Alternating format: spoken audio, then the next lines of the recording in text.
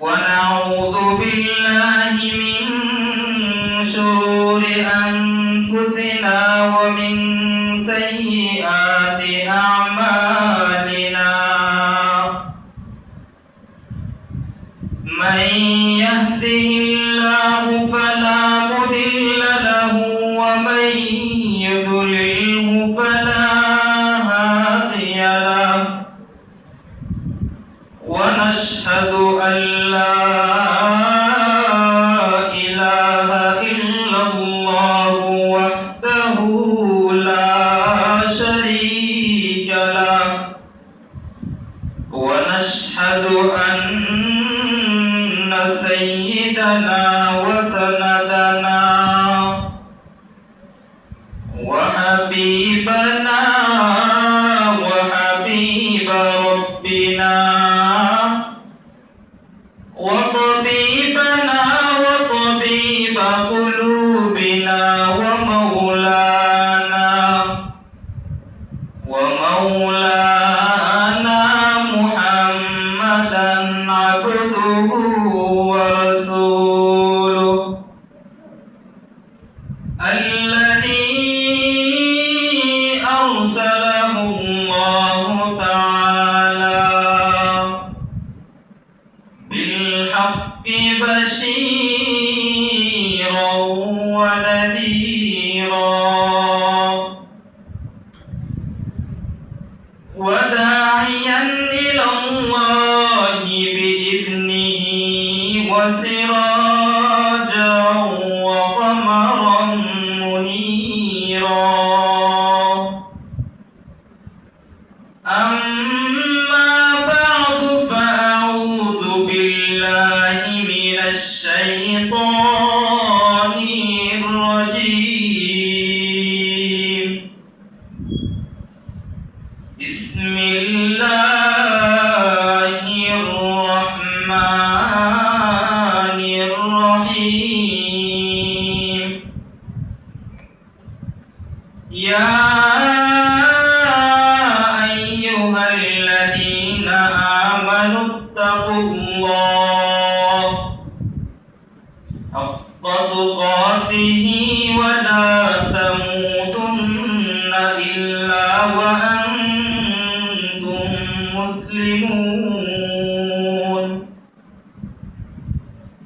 آمنت بالله صدق الله العظيم وصدق رسوله النبي الأمي الكريم ونحن على ذلك من الشاهدين والشاكرين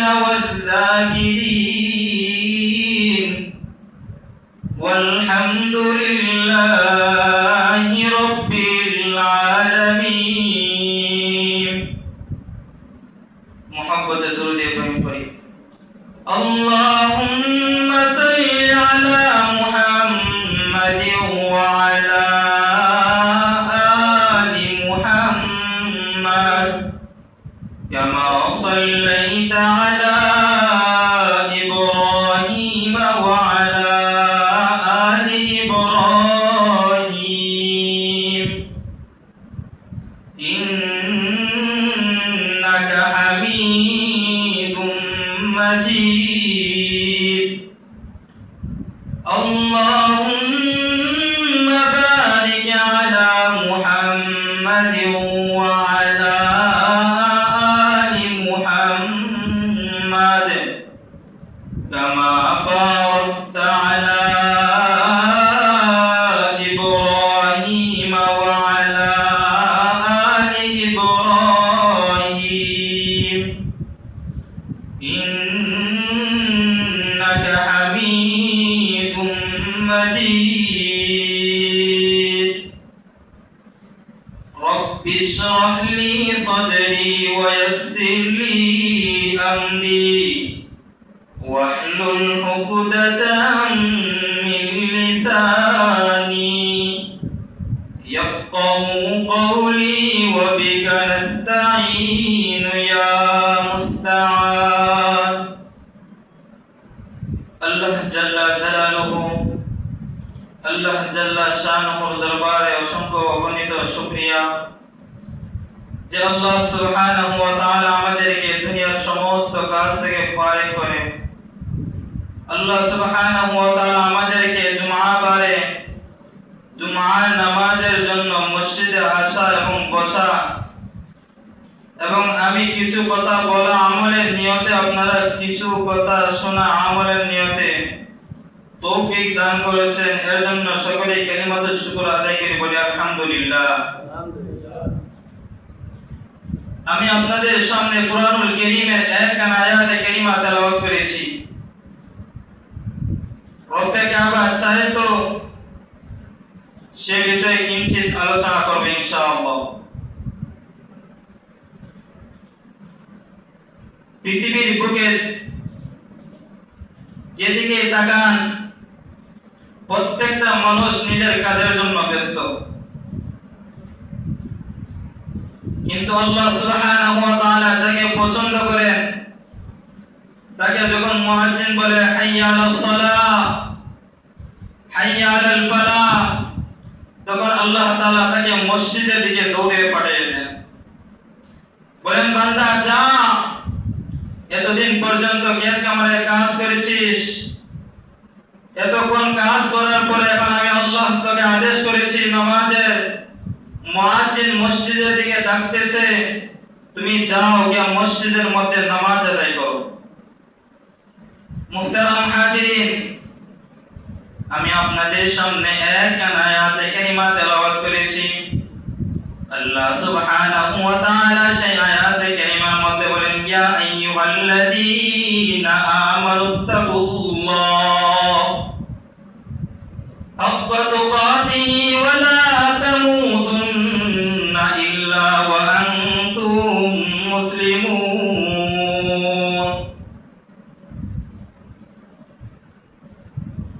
ও মুসলমান ইমানদার আল্লাহর গোলাম, আল্লাহ বলেছেন ও মুসলমান তোমরা প্রকৃত মুসলমান হয়ে যাও, তোমরা নামদারি মুসলমান হইও না, তোমরা প্রকৃত মুসলমান হয়ে যাও।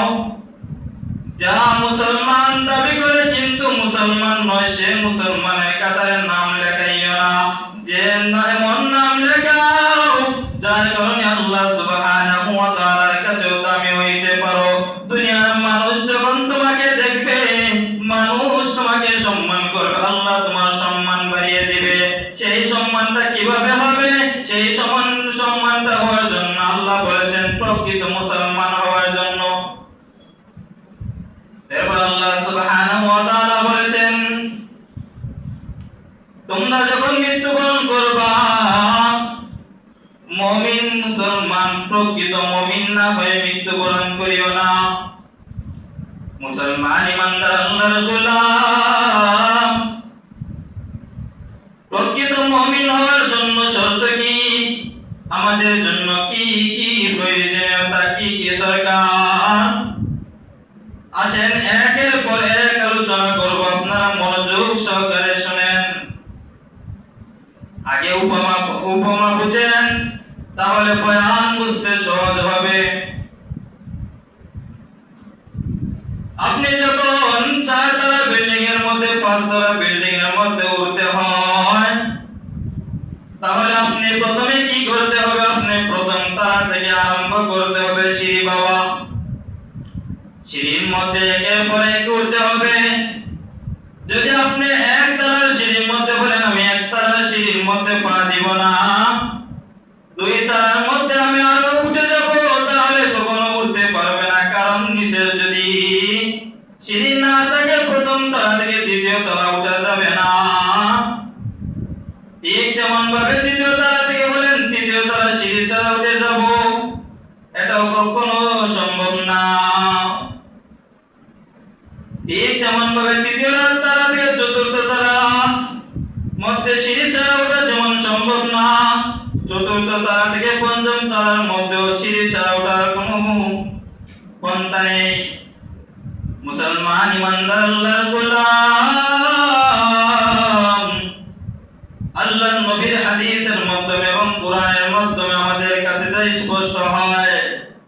নবী করিম সাল্লাল্লাহু আলাইহি ওয়াসাল্লাম বলেছেন ইসলামের মূল ভিত্তি হচ্ছে 5টি। যদি কোন মুসলমান যদি 5 ভিত্তির উপর আমল না করে তাহলে সে মুসলমান হতে পারবে না। যদি মুসলমানের কাছে নাম লেখায় তাহলে নাম লেখা মুসলমান হইবে, অন্যথায় আল্লাহ তাআলার খাঁটি মুমিন বান্দা হতে পারবে না।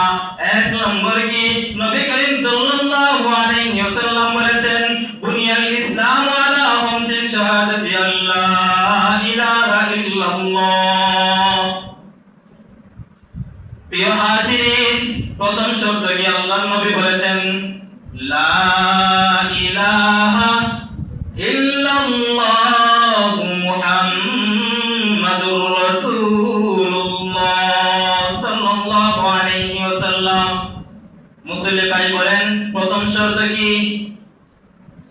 প্রথমে লা ইলাহা ইল্লাল্লাহ বলার পর তুমি মুসলমানের কাতার মধ্যে নাম লেখাইলা। প্রথম তালা সিঁড়ির উঠার জন্য যখন পা দিলা, তুমি ঠিক প্রথম চালার মধ্যে উঠলা, বাকি তালা হয়ে গেল। তুমি যদি 5 তালার মধ্যে 6 তালার মধ্যে উঠতে চাও তাহলে যেমন ভাবে সিঁড়ি বাইতে হবে, ঠিক তেমন ভাবে ঈমানের মধ্যে যখন প্রবেশ করতে চাও, প্রকৃত মুমিন হতে চাও, ঠিক তেমন ভাবে প্রথমে লা ইলাহা ইল্লাল্লাহ যদি না বলো তাহলে দুনিয়ার সমস্ত কাজ ইসলামের জন্য করো। খোদার কসম কেটে বলতে পারি মুসলমান, তুমি প্রকৃত মুসলমান হইবা দূরের কথা, তুমি যতই আমল করো না কেন, যতই ইবাদত বন্দেগী করো না কেন, যতই দান সদকা করো না কেন, ইসলামের বড় বড় কাজ করার মাধ্যমেও তুমিও সামান্যতম সওয়াব পাইবে না। আল্লাহ তাআলার কাছে কাল কিয়ামতের ময়দানে সামান্যতম অবকাশ পাইবে না। তাহলে প্রথম শর্ত হচ্ছে কালিমা। মুসলমান ইমানদার নবীর দ্বিতীয় হাদিসের দ্বিতীয় অংশ কি? ওয়া ইকামিস সালাহ। দ্বিতীয় শর্ত হচ্ছে নামাজ কায়েম করা। আপনি প্রথম তালা থেকে দ্বিতীয় তালা উঠবেন, যখন প্রথম তালা থেকে দ্বিতীয় তালা উঠলেন, তৃতীয় তালা উঠার জন্য সিঁড়ি আছে কিনা? নাই। অবশ্যই সিঁড়ি আছে, সিঁড়ি পাওয়ার জন্য তো তোমার শক্তি লাগবে। ঠিক তেমন ভাবে ইসলামের মধ্যে প্রবেশ করার জন্য তোমার কিছু প্রয়োজন হবে, কিছু দরকার হবে। সেটা হচ্ছে নবী করিম সাল্লাল্লাহু আলাইহি ওয়াসাল্লাম বলেছেন ওয়া ইকামিস সালাহ, নামাজ আদায় করে মুমিন। যদি নামাজ আদায় না করো তাহলে মুসলমানের কাতারে নাম লেখায় কোনো লাভ নেই। নবী অন্য হাদিসে বলেছেন মিফতাহুল জান্নাতিস সালাহ। কাল কিয়ামতের ময়দানে তুমি যদি জান্নাতে যাওয়ার উপযোগ্য তোমার হয়ে যায়, আল্লাহ তাআলার কাছে কবুল হয়ে যায়, জান্নাত তোমার জন্য বানানো হয়েছে, তুমি জান্নাতের সামনে যাইবা, জান্নাতের সামনে গিয়ে দেখবা যদি তোমাদের মসজিদের মধ্যে তালাবদ্ধ হয়, যেমন কোন মুসলিম মসজিদে তালা খোলার আগ পর্যন্ত প্রবেশ করতে পারবে না, ঠিক তেমন ভাবে আল্লাহর নবী বলেছেন নামাজ হচ্ছে বেহেশতের চাবি। যদি কোনো ব্যক্তি যদি চাবি না নিয়ে যায়, যেমন ভাবে ঘরের মধ্যে প্রবেশ করতে পারবে না, যেমন ভাবে হুজরার মধ্যে প্রবেশ করতে পারবে না, যেমন ভাবে কামরার মধ্যে প্রবেশ করতে পারবে না, ঠিক তেমন ভাবে জান্নাতের মধ্যে প্রবেশ করতে পারবে না। ও মুসলমান ইমানদার আল্লাহর গোলাম, নবী হাদিসের মধ্যে বলেছেন আউয়ালু মা ইউহাসাবু বিহিল আবদু ইয়াউমাল কিয়ামাতিস সালাহ। যখন হাসরের ময়দানের মধ্যে তোমার বিচার আরম্ভ হয়ে যাবে, বিচার করার মধ্যে দাঁড়াইবা, সর্বপ্রথম যে তোমার বিচারের জন্য যে বিষয়ে তোমার বিচার আরম্ভ হবে সেই বিষয়টা হচ্ছে নামাজ। নবী করিম সাল্লাল্লাহু আলাইহি ওয়াসাল্লামের হাদিসের মধ্যে স্পষ্ট আছে আউয়ালু মা ইউহাসাবু ইয়াউমাল কিয়ামাতিস সালাহ, যখন তুমি কাল কিয়ামতে হাসরের ময়দানের মধ্যে উঠবা, তখন নবী করিম সাল্লাল্লাহু আলাইহি ওয়াসাল্লামের হাদিসের ভাষ্য অনুযায়ী সর্বপ্রথম যে তোমার বিচারটা হবে সেই বিচারটা হচ্ছে নামাজ। মুসলমান ইমানদার আল্লাহর গোলাম, অনেক দেখা বাস্তব চোখে কাহিনী। মুয়াজ্জিন বলে হাইয়া আলাস সালাহ,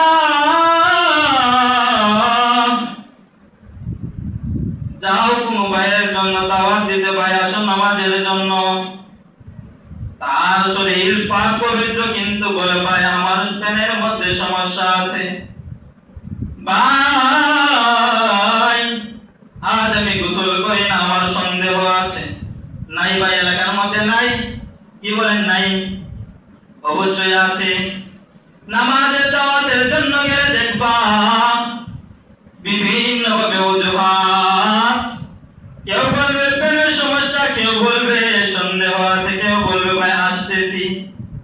কিন্তু কিয়ামত পর্যন্ত যদিও সময় থাকে তার, দেখবা মসজিদের মধ্যে তার আসার সুযোগ হয় না। একটা বাস্তব ঘটনা শুনেন।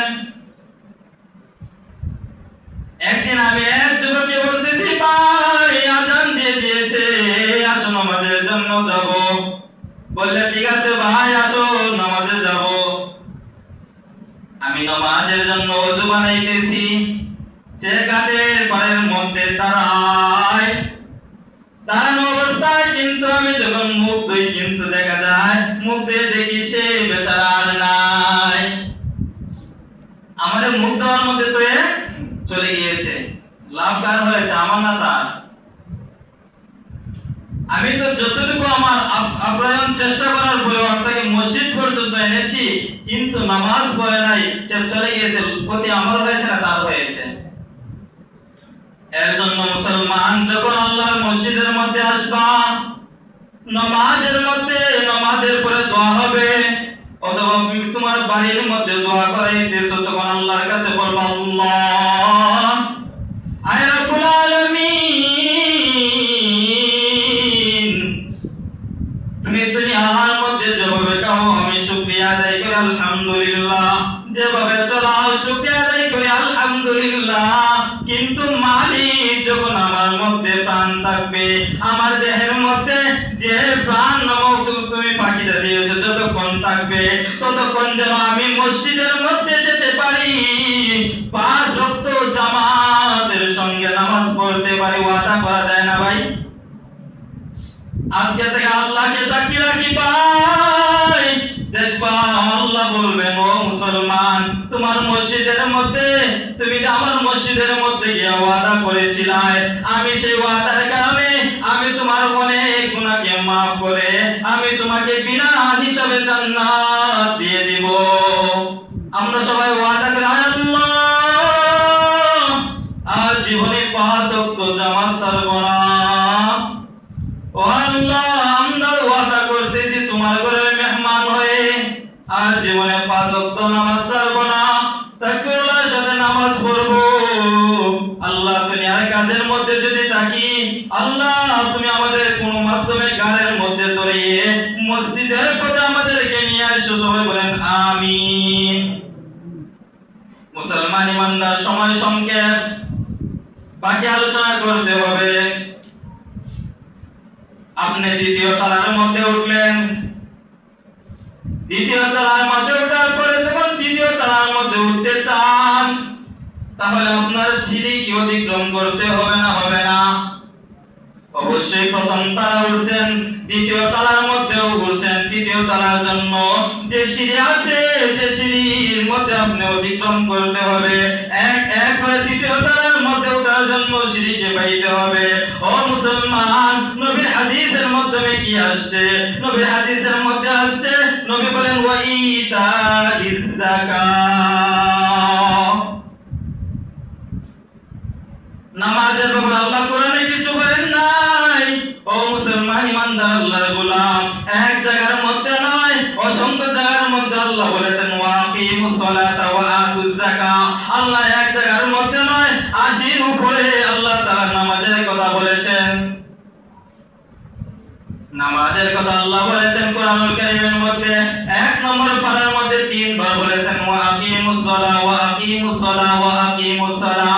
বান্দা তুই দুনিয়ার মধ্যে যেই ব্যস্ত থাকস না কেন, আমি আল্লাহকে রাজি করার জন্য, আমি আল্লাহর পায়ে চেষ্টা করার জন্য, দুনিয়ার কাউকে দেখানোর জন্য নয়, আমি আল্লাহকে রাজি করানোর জন্য, কাল কিয়ামতের ময়দানে নাজাত পাওয়ার জন্য আমি রবের ঘরে যা গিয়া সিজদা কর।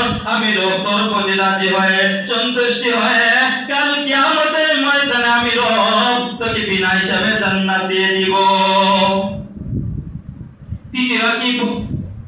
তৃতীয় কি নবীর হাদিসের মধ্যে আসছে ওই তাইজ যাকাত, যাকাত আদায় করা। মুসলমান ইমানদার শুধু নবী হাদিসে বলেন না, কুরআনুল কারীমের মধ্যে আল্লাহ অনেক জায়গার মধ্যে 80 উপরে বলেছেন ওয়া ইতাইজ যাকাত। তোমরা যাকাত আদায় করো, যাকাত আদায় করো। যাকাত কিভাবে আদায় করবা? তোমার কাছে 40,000 টাকা আছে, সেই টাকা 1 বছর অতিক্রম হয়েছে, সেই টাকা 1 বছর তোমার ঘরের মধ্যে, সেই টাকার থেকে 1,000 টাকা যাকাত দাও। মুসলমান একটু আসেন, একটা উপমা দেই, বুঝবেন ভালো করে। যদি আমার জামার মধ্যে যদি ময়লা লাগে, তাহলে যদি আমি জামা না পরিষ্কার করি, না ধুই, তাহলে জামা থেকে ময়লা যাবে? কখনো জামা থেকে ময়লা যাবে না। ঠিক আল্লাহর নবী বিশ্বনবী রাহমাতুল লিল আলামিনের হাদিস দ্বারা, কোরআন দ্বারা সেই মাল যে উপার্জন করতেছো, যে মাল তুমি দুনিয়ার বুকে ভোগ করেছো, সেই মালের ময়লা আছে, তুমি যখন তাকে যাকাত দিবা, মুসলমান ইমানদার আল্লাহর গোলাম, যখন তুমি যাকাত দিবা, ঠিক তেমন ভাবে তোমার ময়লার কাপড় যখন পরিষ্কার করবা, তুমি ধুইবা, তখন যেমন ভাবে তোমার ময়লা কাপড় থেকে ময়লা পরিষ্কার হয়ে তোমার কাপড় পরিষ্কার হয়ে যাবে, ঠিক যখন তুমি যাকাত দিবা, তখন তোমার মাল থেকে যে পরিমাণ ময়লা আছে আল্লাহ তাআলা সব ময়লা দূর করে দিবা, তোমাকে সুন্দর মাল উপভোগ করার তৌফিক দিবা। তাহলে জান নেশা পরিমাণ মাল আছে, যাকাত দেওয়া যাবে না ভাই? ইনশাআল্লাহ দেওয়া যাবে। একটা উপমা শুনেন, আরেকটা বাস্তব ঘটনা শুনেন।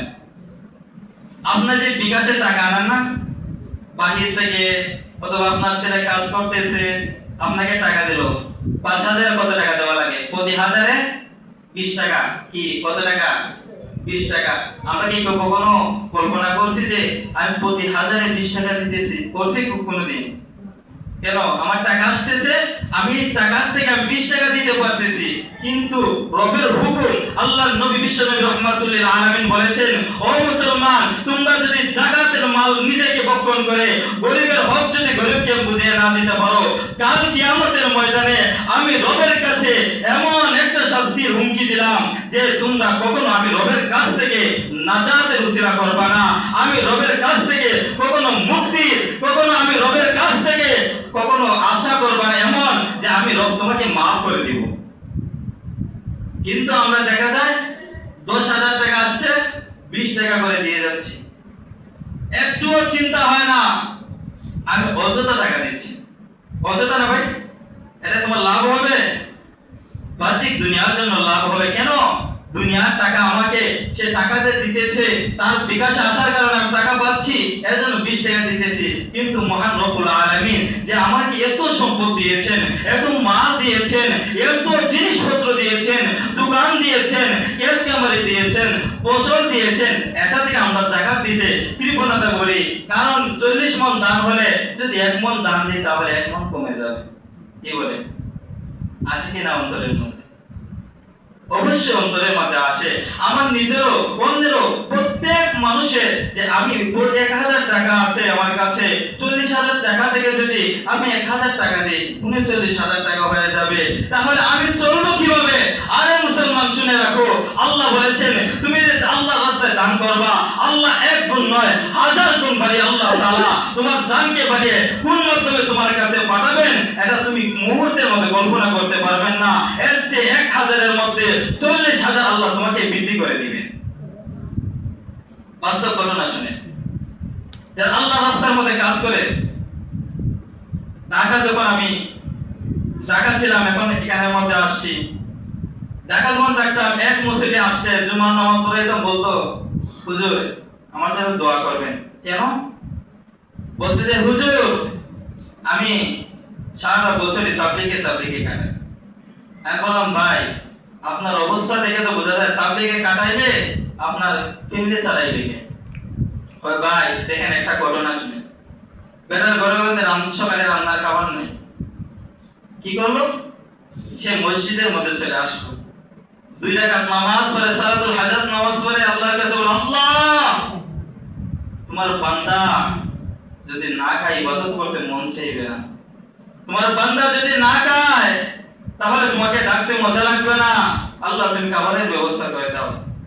রাত 2:30টার সময় তার বাসার মধ্যে খাবারের ব্যবস্থা করে দেন। কে করে দিয়েছেন ভাই? আল্লাহ করেছেন।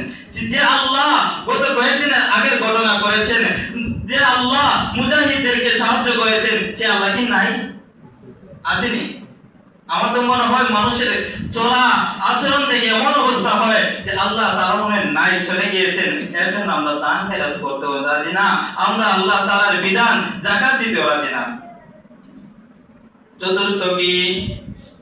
নবী করিম সাল্লাল্লাহু আলাইহি ওয়াসাল্লাম চতুর্থ নম্বর করেছেন সাওমু রমাদান, রমজানের রোজা। গত কয়েকদিন আগে, মাসখানেক আগে অতিক্রম হয়েছে রমজানের রোজা। আল্লাহ সুবহানাহু ওয়া তাআলা কুরআনুল কারীমের মধ্যে বলেন, ইয়া আইয়ুহাল্লাযীনা আমানু কুতিবা আলাইকুমুস সিয়াম,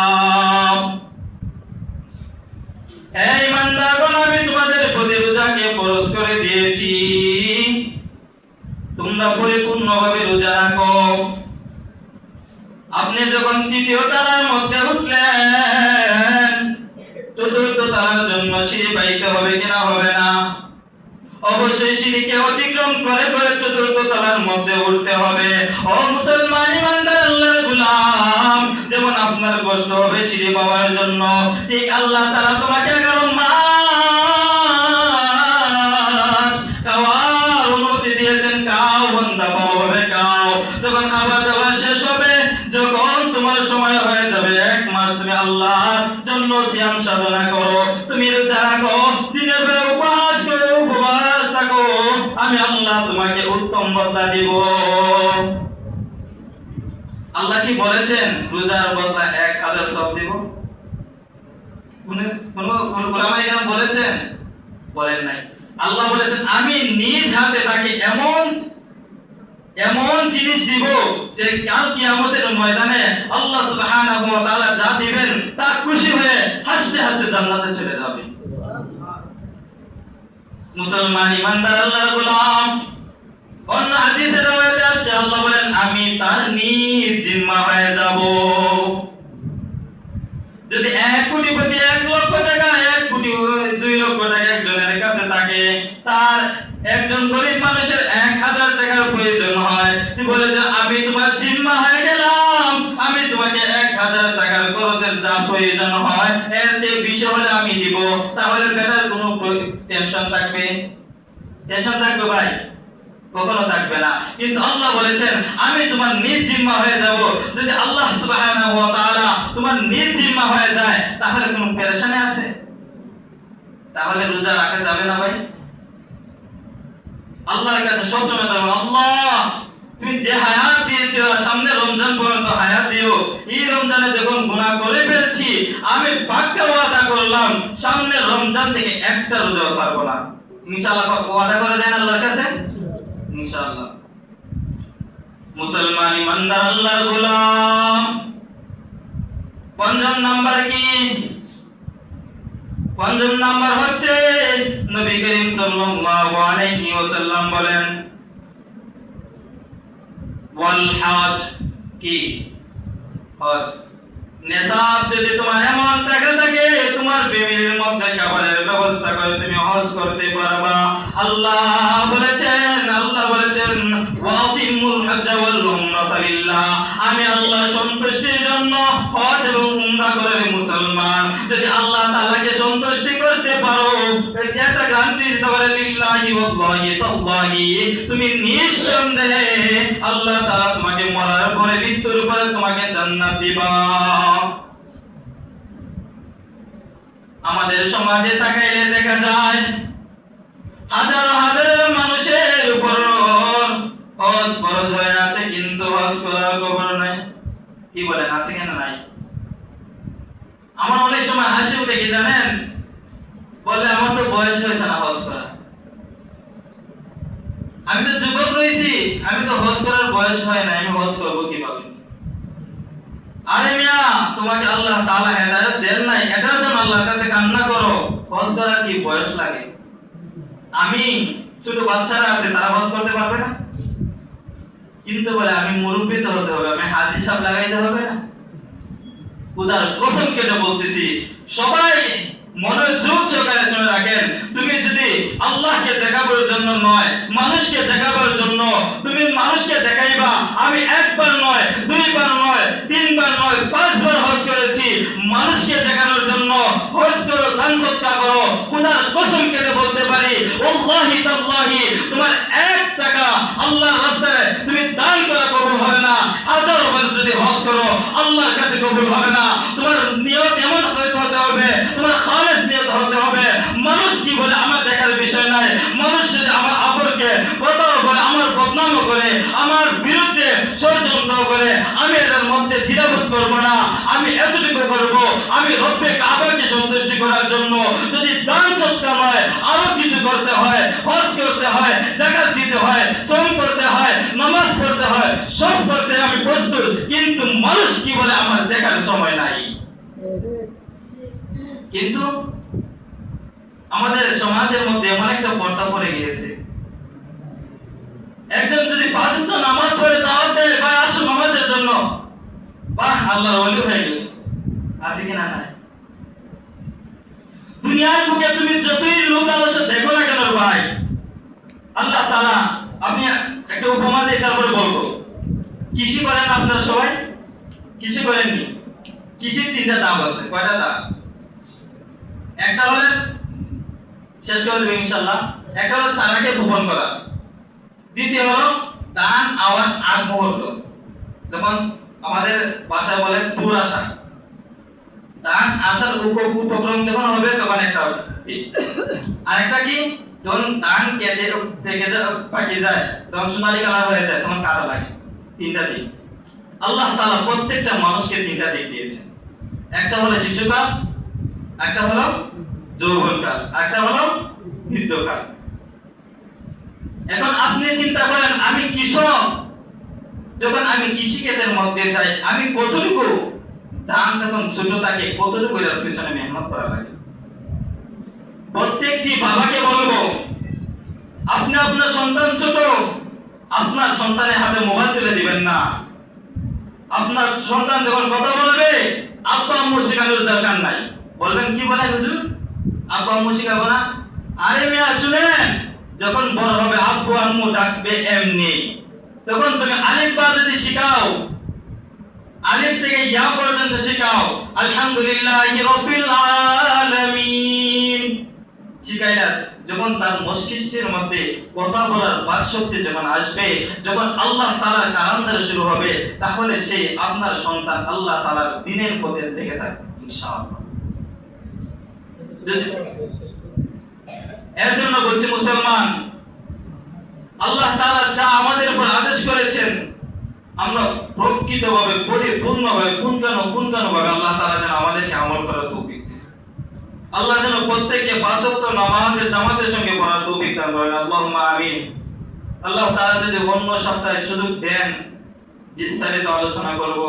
ওমা আলাইনা ইল্লাল বালাগ। আসসালামু আলাইকুম ওয়া রাহমাতুল্লাহি তাআলা ওয়া বারাকাতুহু।